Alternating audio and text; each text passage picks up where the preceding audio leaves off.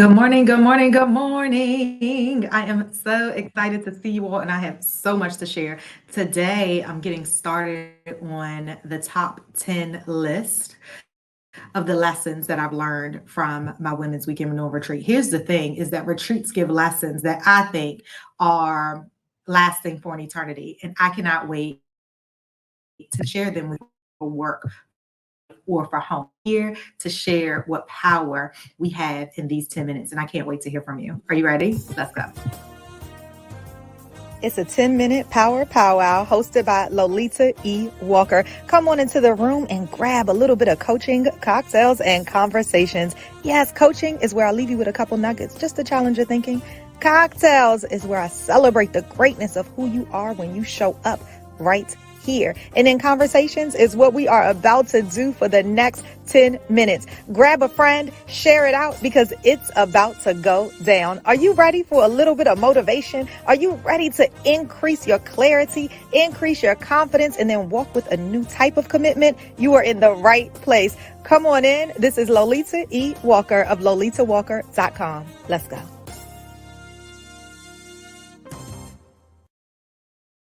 Yes, yes. It is Wednesday. Can you believe it? I did not talk to you guys yesterday. So I'm going to try to go all the way in this week. I want to talk about lessons that I've learned that I believe can last a lot. And because I know, I trust, and I believe that, I want to share them with you because why would I keep them all to myself?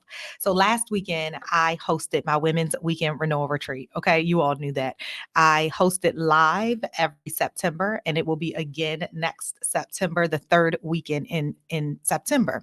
But there were folks there that I took lessons from, and I wanted to share them. So although we won't be able to get into all 10 today, I'll finish it tomorrow. I do want to share a couple lessons, and I can't wait to see which one resonates directly with you. Are you ready? All right, let's do it.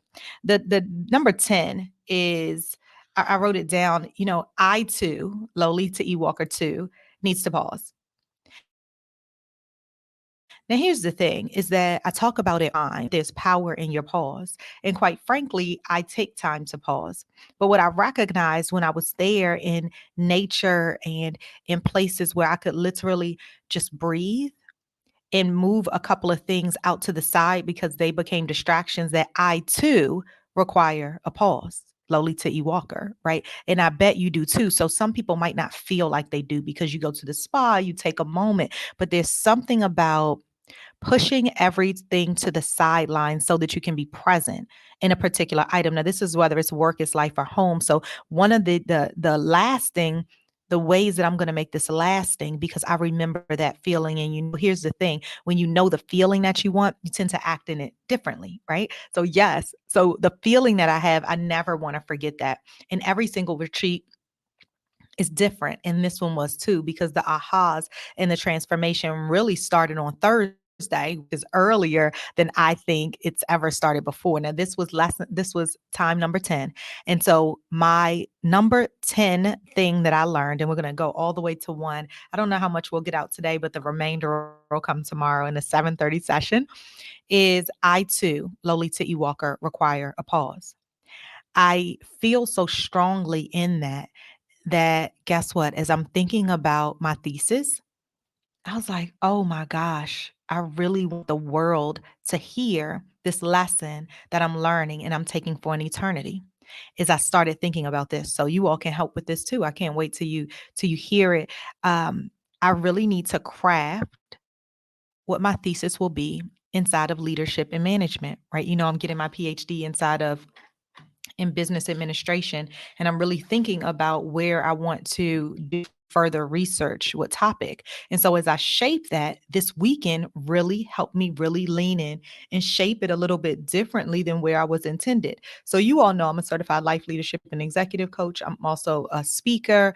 I work within organizations to help them to shift to a renewed action, really get clear on things. And I also work with power women to really bring out the greatness that's already inside of them, reshape it, reform it so that they too can walk, talk, and behave differently. Why? Because clarity plus confidence equals commitment. Absolutely. And I'm very good in that space. So as I thought about this lesson from the retreat, my number 10, I said, I too need a pause.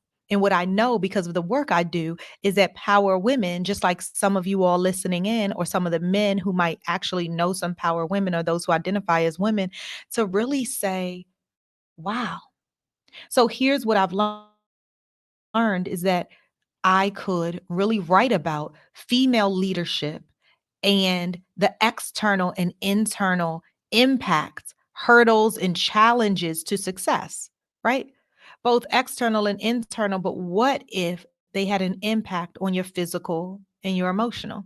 Now, I know that they do because I'm a Black or brown woman. I said maybe I'll even hone it in to also talk specifically to Black and brown women. Now, here's the thing is that when you are a power woman and you give all of the time, I have been very successful at helping people to soar beyond where they stand. I'm talking about all the leads. I'm talking about physically, mentally, spiritually, emotionally, relationship wise, all of the things, right?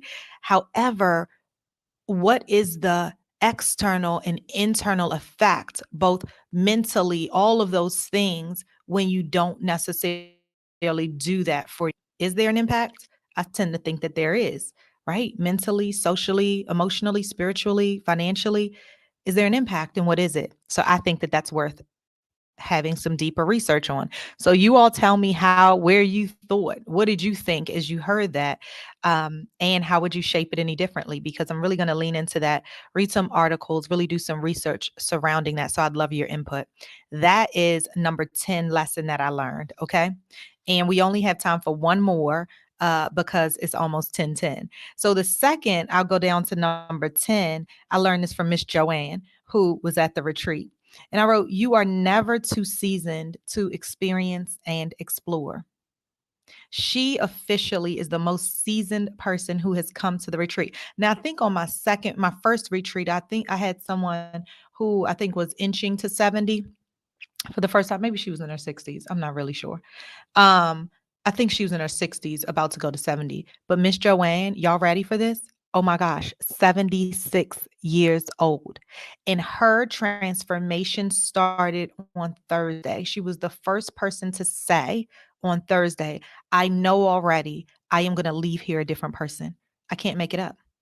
The lesson that will last an eternity is you are never too seasoned to experience and to explore. And the exploration that she did that over the course of the weekend, all weekend long, she wow, I've never thought about some of these things. I never put myself in a position to say yes to me. I've never thought about pushing myself personally and professionally. Oh my gosh, we did our Be Free board, our Be Me boards, right? Or Be Free boards, either way. And our Be Me boards that prompt you to be free. Visions for 2023. And the idea behind the process that I take really has you challenge yourself to the action and what that means, what the emotions are that feel you as a result of it, and why it's so important to do these multiple steps in order to build this home of change. And in this home of change, part of her plan is that she's going to begin to take computer classes. And how powerful is it that not only did you have that realization and recognition, but now you have the power to actually go ahead and do it, because you might have been thinking about it, but through the notion of being around folks, I want you to know number 9 is you are never too seasoned to experience and explore. Okay. So those are the top two. That's number 10 and number 9. And then we're going to go to 8765432 which I'll run through tomorrow. I'll leave you guys with one more. This is from what I learned from Stacy, is experiencing your first is a game changer. It's a life changer. Experiencing your first is a game changer and a life changer. When is the last time you experienced something for the first time, the very first time?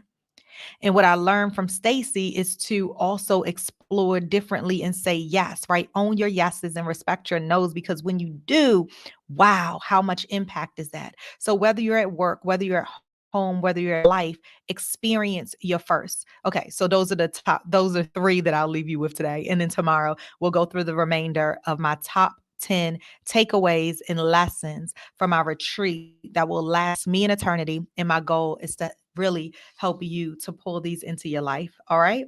I hope you guys enjoyed it and I can't wait to hear. All right.